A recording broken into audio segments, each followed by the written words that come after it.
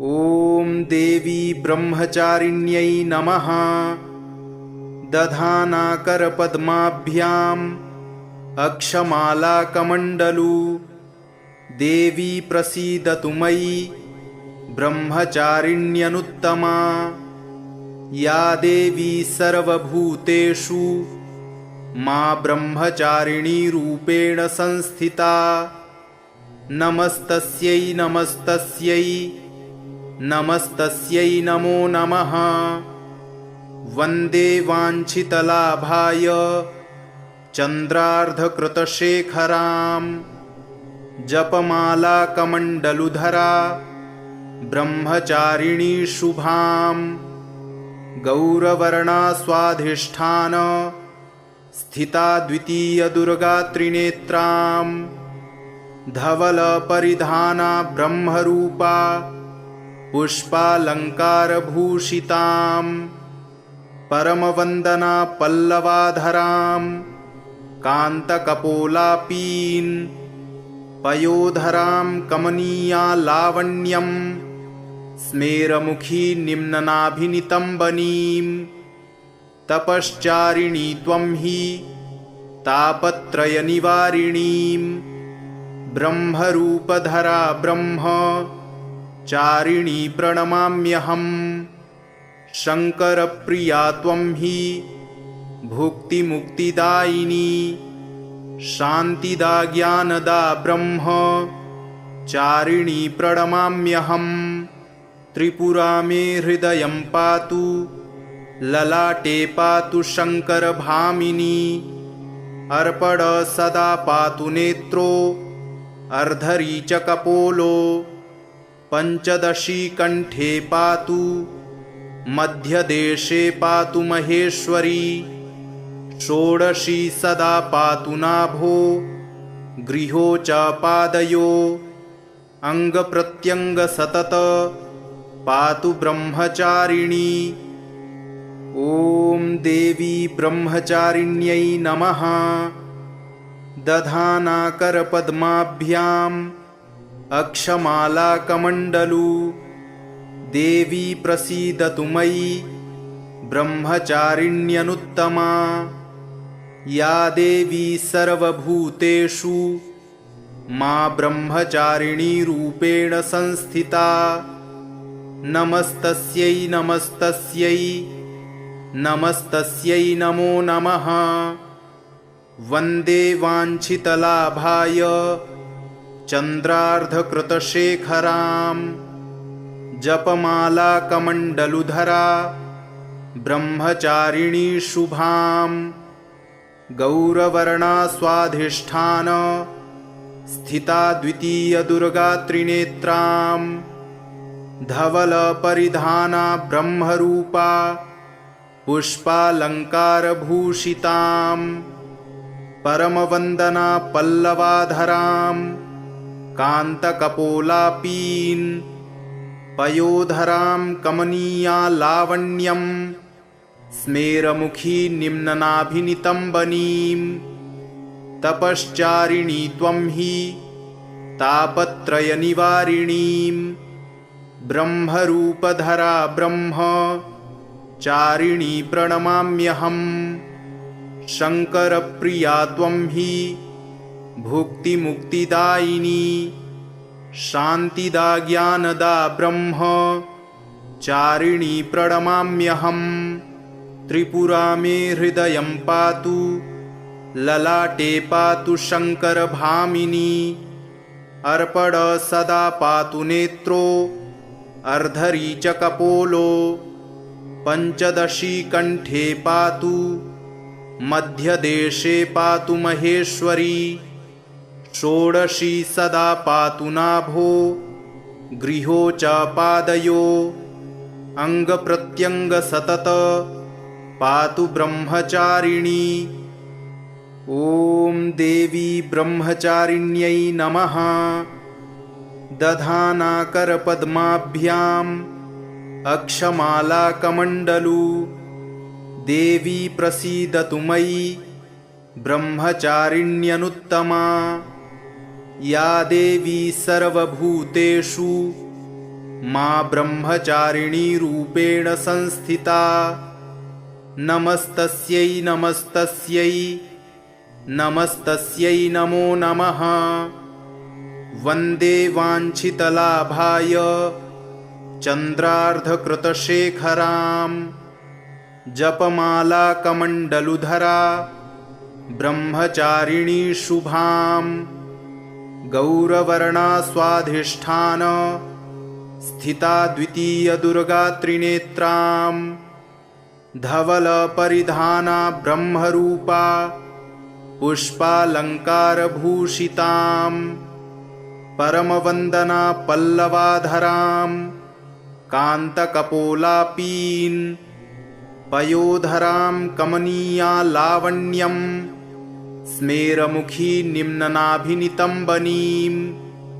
तपश्चारिणी त्वं हि तापत्रयनिवारिणीं। ब्रह्मरूपधरा ब्रह्मचारिणी प्रणमाम्यहम्।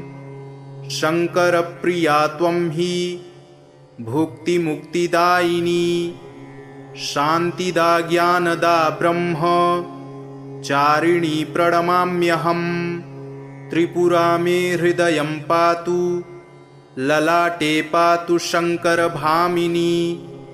अर्पण सदा पातु नेत्रो अर्धरी च कपोलो। पञ्चदशी कण्ठे पातु मध्यदेशे पातु महेश्वरी। षोडशी सदा पातु नाभो गृहो च पादयो। अङ्गप्रत्यङ्गसतत पातु ब्रह्मचारिणी। ॐ देवी ब्रह्मचारिण्यै नमः। दधानाकरपद्माभ्याम् अक्षमालाकमण्डलू। देवी प्रसीदतु मयि ब्रह्मचारिण्यनुत्तमा। या देवी सर्वभूतेषु मा ब्रह्मचारिणी रूपेण संस्थिता। नमस्तस्यै नमस्तस्यै नमस्तस्यै नमो नमः। वन्दे वाञ्छितलाभाय चन्द्रार्धकृतशेखरां। जपमाला कमण्डलुधरा ब्रह्मचारिणी शुभां। गौरवर्णा स्वाधिष्ठान स्थिता द्वितीयदुर्गा त्रिनेत्रां। धवलपरिधाना ब्रह्मरूपा पुष्पालङ्कारभूषितां। परमवन्दना पल्लवाधरां कान्तकपोलापीं। पयोधरां कमनीया लावण्यं स्मेरमुखी निम्ननाभिनितम्बनीं। तपश्चारिणी त्वं हि तापत्रयनिवारिणीं। ब्रह्मरूपधरा ब्रह्मचारिणी प्रणमाम्यहम्। शङ्करप्रिया त्वं हि भुक्तिमुक्तिदायिनी। शान्तिदा ज्ञानदा ब्रह्मचारिणी प्रणमाम्यहम्। त्रिपुरा मे हृदयं पातु ललाटे पातु शङ्करभामिनी। अर्पण सदा पातु नेत्रो अर्धरी च कपोलो। पञ्चदशी कण्ठे पातु मध्यदेशे पातु महेश्वरी। षोडशी सदा पातु नाभो गृहो च पादयो। अङ्गप्रत्यङ्गसतत पातु ब्रह्मचारिणी। ॐ देवी ब्रह्मचारिण्यै नमः। दधानाकरपद्माभ्याम् अक्षमालाकमण्डलू। देवी प्रसीदतु मयि ब्रह्मचारिण्यनुत्तमा। या देवी सर्वभूतेषु मा ब्रह्मचारिणी रूपेण संस्थिता। नमस्तस्यै नमस्तस्यै नमस्तस्यै नमो नमः। वन्दे वाञ्छितलाभाय चन्द्रार्धकृतशेखरां। जपमाला कमण्डलुधरा ब्रह्मचारिणी शुभां गौरवर्णा स्वाधिष्ठान स्थिता द्वितीय दुर्गा त्रिनेत्रां धवल परिधाना ब्रह्मरूपा पुष्पालंकारभूषितां परमवंदना पल्लवाधरां कांतकपोलापीं पयोधरां कमनीया लावण्यं स्मेरमुखी निम्ननाभिनितम्बनीं तपश्चारिणी त्वं हि तापत्रयनिवारिणीं ब्रह्मरूपधरा ब्रह्मचारिणी प्रणमाम्यहम् शङ्करप्रिया त्वं हि भुक्तिमुक्तिदायिनी शान्तिदा ज्ञानदा ब्रह्मचारिणी प्रणमाम्यहम् त्रिपुरा मे हृदयं पातु ललाटे पातु शङ्करभामिनी अर्पण सदा पातु नेत्रो अर्धरी च कपोलो पञ्चदशी कण्ठे पातु मध्यदेशे पातु महेश्वरी षोडशी सदा पातु नाभो गृहो च पादयो अङ्गप्रत्यङ्ग सतत पातु ब्रह्मचारिणी। ॐ देवी ब्रह्मचारिण्यै नमः। दधानाकरपद्माभ्याम् अक्षमालाकमण्डलू देवी प्रसीदतु मयि ब्रह्मचारिण्यनुत्तमा या देवी सर्वभूतेषु मा ब्रह्मचारिणी रूपेण संस्थिता नमस्तस्यै नमस्तस्यै नमस्तस्यै नमो नमः। वन्दे वाञ्छितलाभाय चन्द्रार्धकृतशेखरां जपमालाकमण्डलुधरा ब्रह्मचारिणी शुभां गौरवर्णा स्वाधिष्ठान स्थिता द्वितीय दुर्गा त्रिनेत्रां धवल परिधाना ब्रह्मरूपा पुष्पालंकारभूषितां परमवंदना पल्लवाधरां कांतकपोलापीं पयोधरां कमनीया लावण्यं स्मेरमुखी निम्ननाभिनितम्बनीं तपश्चारिणी त्वं हि तापत्रयनिवारिणीं ब्रह्मरूपधरा ब्रह्मचारिणी प्रणमाम्यहम् शङ्करप्रिया त्वं हि भुक्तिमुक्तिदायिनी शान्तिदा ज्ञानदा ब्रह्मचारिणी प्रणमाम्यहम् त्रिपुरा मे हृदयं पातु ललाटे पातु शङ्करभामिनी अर्पण सदा पातु नेत्रो अर्धरी च कपोलो पञ्चदशी कण्ठे पातु मध्यदेशे पातु महेश्वरी षोडशी सदा पातु नाभो गृहो च पादयो अङ्गप्रत्यङ्ग सतत पातु ब्रह्मचारिणी। ॐ देवी ब्रह्मचारिण्यै नमः। दधानाकरपद्माभ्याम् अक्षमालाकमण्डलू देवी प्रसीदतु मयि ब्रह्मचारिण्यनुत्तमा या देवी सर्वभूतेषु मा ब्रह्मचारिणी रूपेण संस्थिता नमस्तस्यै नमस्तस्यै नमस्तस्यै नमो नमः। वन्दे वाञ्छितलाभाय चन्द्रार्धकृतशेखरां जपमालाकमण्डलुधरा ब्रह्मचारिणी शुभां गौरवर्णा स्वाधिष्ठान स्थिता द्वितीय दुर्गा त्रिनेत्रां धवल परिधाना ब्रह्मरूपा पुष्पालंकारभूषितां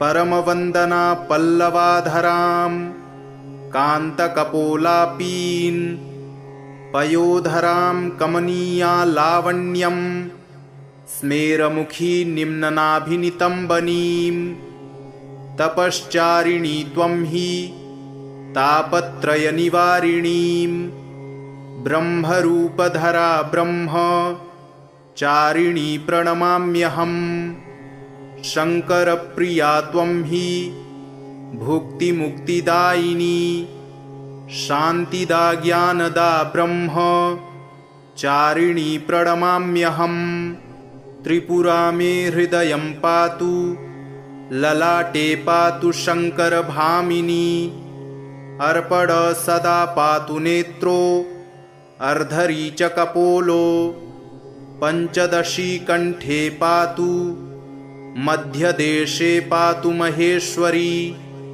षोडशी सदा पातु नाभो गृहो च पादयो अङ्गप्रत्यङ्गसतत पातु ब्रह्मचारिणी।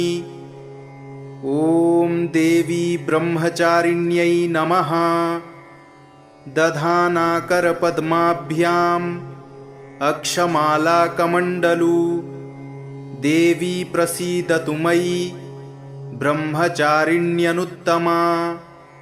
या देवी सर्वभूतेषु मा ब्रह्मचारिणी रूपेण संस्थिता नमस्तस्यै नमस्तस्यै नमस्तस्यै नमो नमः।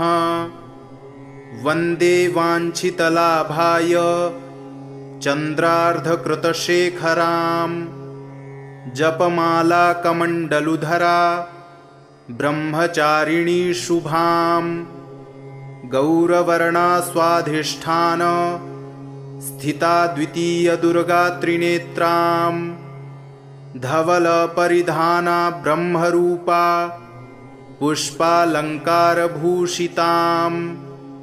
परमवन्दना पल्लवाधरां कान्तकपोलापीन् पयोधरां कमनीया लावण्यं स्मेरमुखी निम्ननाभिनितम्बनीं तपश्चारिणी त्वं हि तापत्रयनिवारिणीं ब्रह्मरूपधरा ब्रह्मचारिणी प्रणमाम्यहम् शङ्करप्रिया त्वं हि भुक्तिमुक्तिदायिनी शान्तिदा ज्ञानदा ब्रह्मचारिणी प्रणमाम्यहम् त्रिपुरा मे हृदयं पातु ललाटे पातु शङ्करभामिनी अर्पण सदा पातु नेत्रो अर्धरी च कपोलो पञ्चदशी कण्ठे पातु मध्यदेशे पातु महेश्वरी षोडशी सदा पातु नाभो गृहो च पादयो अङ्गप्रत्यङ्गसतत पातु ब्रह्मचारिणी। ॐ देवी ब्रह्मचारिण्यै नमः। दधानाकरपद्माभ्याम् अक्षमालाकमण्डलू देवी प्रसीदतु मयि ब्रह्मचारिण्यनुत्तमा। या देवी सर्वभूतेषु मा ब्रह्मचारिणी रूपेण संस्थिता नमस्तस्यै नमस्तस्यै नमस्तस्यै नमो नमः। वन्दे वाञ्छितलाभाय चन्द्रार्धकृतशेखरां जपमालाकमण्डलुधरा ब्रह्मचारिणी शुभां गौरवर्णा स्वाधिष्ठान स्थिता द्वितीयदुर्गा त्रिनेत्रां धवलपरिधाना ब्रह्मरूपा पुष्पालङ्कारभूषितां परमवन्दना पल्लवाधरां कान्तकपोलापीन् पयोधरां कमनीया लावण्यं स्मेरमुखी निम्ननाभिनितम्बनीं तपश्चारिणी त्वं हि तापत्रयनिवारिणीं ब्रह्मरूपधरा ब्रह्मचारिणी प्रणमाम्यहम्। शङ्करप्रिया त्वं हि भुक्तिमुक्तिदायिनी शान्तिदा ज्ञानदा ब्रह्मचारिणी प्रणमाम्यहम्। त्रिपुरा मे हृदयं पातु ललाटे पातु शङ्करभामिनी। अर्पण सदा पातु नेत्रो अर्धरी च कपोलो। पञ्चदशी कण्ठे पातु मध्यदेशे पातु महेश्वरी। षोडशी सदा पातु नाभो गृहो च पादयो। अङ्गप्रत्यङ्ग सतत पातु ब्रह्मचारिणी। ॐ देवी ब्रह्मचारिण्यै नमः। दधानाकरपद्माभ्याम् अक्षमालाकमण्डलू। देवी प्रसीदतु मयि ब्रह्मचारिण्यनुत्तमा। या देवी सर्वभूतेषु मा ब्रह्मचारिणी रूपेण संस्थिता। नमस्तस्यै नमस्तस्यै नमस्तस्यै नमो नमः। वन्दे वाञ्छितलाभाय चन्द्रार्धकृतशेखराम्। जपमालाकमण्डलुधरा ब्रह्मचारिणी शुभाम्। गौरवर्णा स्वाधिष्ठान स्थिता द्वितीयदुर्गा त्रिनेत्राम्। धवलपरिधाना ब्रह्मरूपा पुष्पालङ्कारभूषिताम्। परमवन्दना पल्लवाधराम् कान्तकपोलापीन्। पयोधरां कमनीया लावण्यं स्मेरमुखी निम्ननाभिनितम्बनीं। तपश्चारिणी त्वं हि तापत्रयनिवारिणीं। ब्रह्मरूपधरा ब्रह्मचारिणी प्रणमाम्यहम्। शङ्करप्रिया त्वं हि भुक्तिमुक्तिदायिनी शान्तिदा ज्ञानदा ब्रह्मचारिणी प्रणमाम्यहम्। त्रिपुरा मे हृदयं पातु ललाटे पातु शङ्करभामिनी। अर्पण सदा पातु नेत्रो अर्धरी च कपोलो। पञ्चदशी कण्ठे पातु मध्यदेशे पातु महेश्वरी। षोडशी सदा पातु नाभो गृहो च पादयो। अङ्गप्रत्यङ्ग सतत पातु ब्रह्मचारिणी। ॐ देवी ब्रह्मचारिण्यै नमः। दधानाकरपद्माभ्याम् अक्षमालाकमण्डलू। देवी प्रसीदतु मयि ब्रह्मचारिण्यनुत्तमा। या देवी सर्वभूतेषु मा ब्रह्मचारिणी रूपेण संस्थिता। नमस्तस्यै नमस्तस्यै नमस्तस्यै नमो नमः।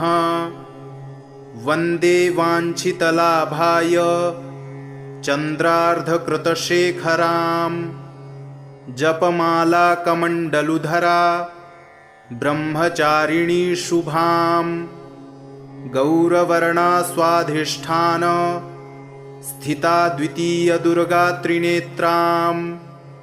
धवलपरिधाना ब्रह्मरूपा पुष्पालङ्कारभूषिताम्। परमवन्दना पल्लवाधराम् कान्तकपोलापीन्। पयोधरां कमनीया लावण्यं स्मेरमुखी निम्ननाभिनितम्बनीं। तपश्चारिणी त्वं हि तापत्रयनिवारिणीं। ब्रह्मरूपधरा ब्रह्मचारिणी प्रणमाम्यहम्। शङ्करप्रिया त्वं हि भुक्तिमुक्तिदायिनी शान्तिदा ज्ञानदा ब्रह्मचारिणी प्रणमाम्यहम्। त्रिपुरा मे हृदयं पातु ललाटे पातु शङ्करभामिनी अर्पण सदा पातु नेत्रो अर्धरी च कपोलो पञ्चदशी कण्ठे पातु मध्यदेशे पातु महेश्वरी षोडशी सदा पातु नाभो गृहो च पादयो अंगप्रत्यंग सतत पातु ब्रह्मचारिणी। ॐ देवी ब्रह्मचारिण्यै नमः। दधानाकरपद्माभ्याम् अक्षमालाकमण्डलू देवी प्रसीदतु मयि ब्रह्मचारिण्यनुत्तमा। या देवी सर्वभूतेषु मा ब्रह्मचारिणी रूपेण संस्थिता। नमस्तस्यै नमस्तस्यै नमस्तस्यै नमो नमः।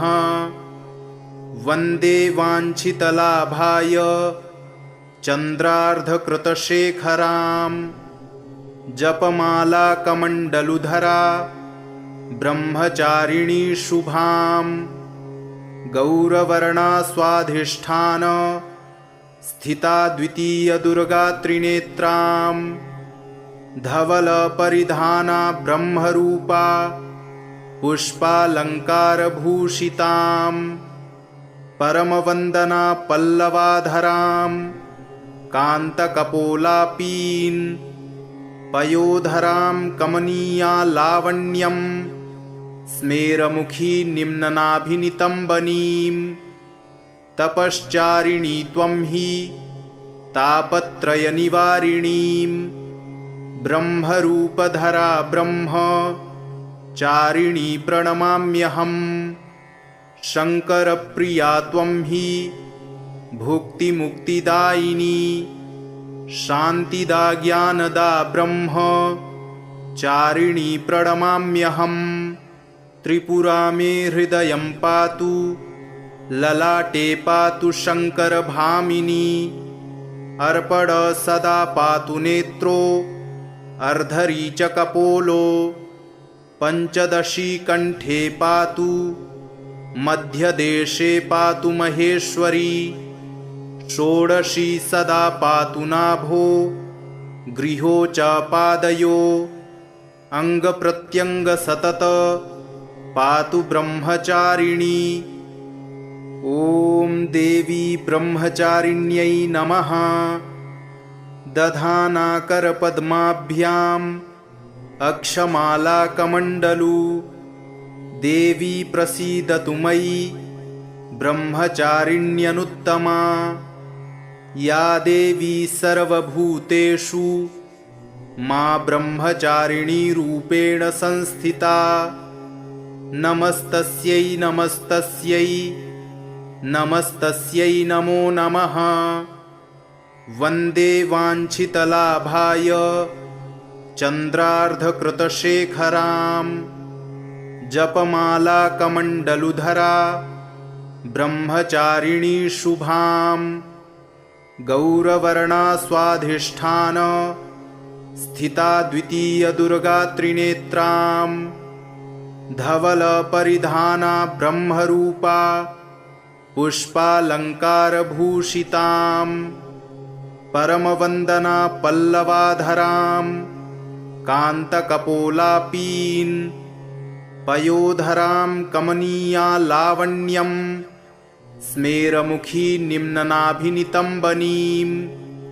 तपश्चारिणी त्वं हि तापत्रयनिवारिणीं ब्रह्मरूपधरा ब्रह्मचारिणी प्रणमाम्यहम्। शङ्करप्रिया त्वं हि भुक्तिमुक्तिदायिनी शान्तिदा ज्ञानदा ब्रह्मचारिणी प्रणमाम्यहम्। त्रिपुरा मे हृदयं पातु ललाटे पातु शङ्करभामिनी अर्पण सदा पातु नेत्रो अर्धरी च कपोलो पञ्चदशी कण्ठे पातु मध्यदेशे पातु महेश्वरी षोडशी सदा पातु नाभो गृहो च पादयो अंगप्रत्यंग सतत पातु ब्रह्मचारिणी। ॐ देवी ब्रह्मचारिण्यै नमः। दधानाकरपद्माभ्याम् अक्षमालाकमण्डलू देवी प्रसीदतु मयि ब्रह्मचारिण्यनुत्तमा। या देवी सर्वभूतेषु मा ब्रह्मचारिणी रूपेण संस्थिता। नमस्तस्यै नमस्तस्यै नमस्तस्यै नमो नमः।